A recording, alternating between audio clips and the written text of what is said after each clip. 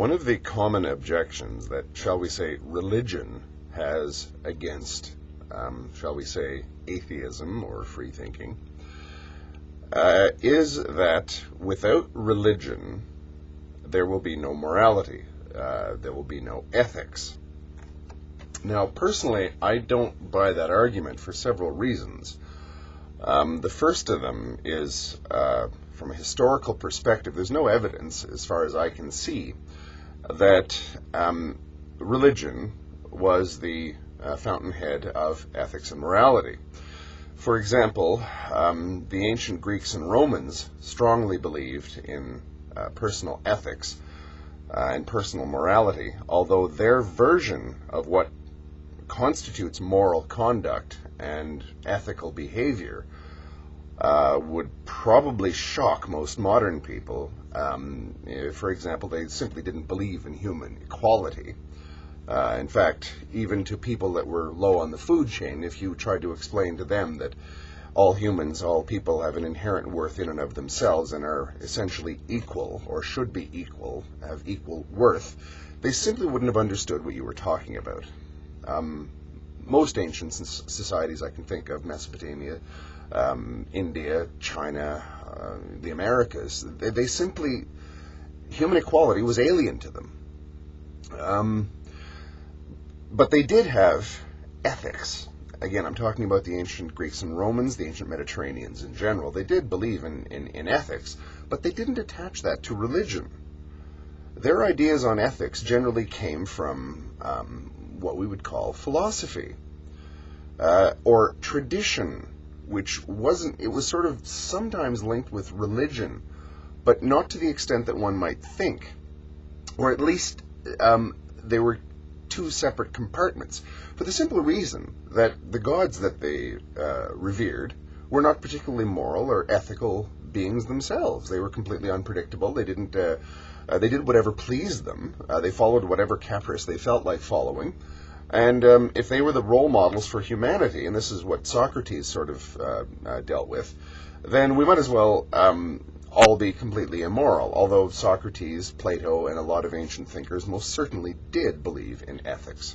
So there we've already sort of seen that there was a distinct difference in ancient societies between religion and morality. So I don't really believe that religion was something that bestowed morality upon humanity. But when religion did come along, when there were these, shall we say, doctrinal religions, where in order to be a good Christian, to be a good Israelite, or to be a good Muslim, one had to actually follow certain ethical teachings. I think my reading of the evidence is that they simply codified ethical thinking that was already there. They sort of codified it and gave it religious sanction, which is something that it hadn't had before, even though they did believe in morals and ethics. So there's no steadfast historical link, if you ask me, between morality and ethics and religion.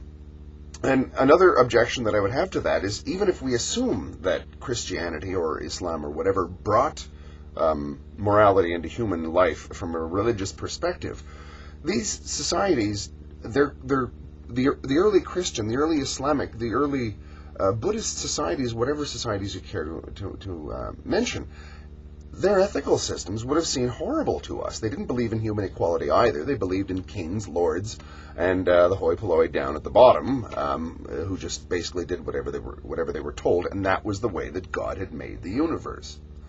So it's again, they didn't believe in the inherent equality of all human beings, which we say we do at least.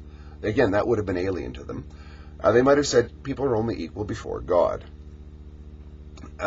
So where does our modern belief in the absolute worth of the individual, the absolute dignity of humanity, each separate human being in and of himself, herself, where does that come from? Well, it might surprise a few people, but I think that it's an actually very recent phenomenon in our society. The idea that every human that is ever born has value. I would say that that's only been around for maybe 100 years.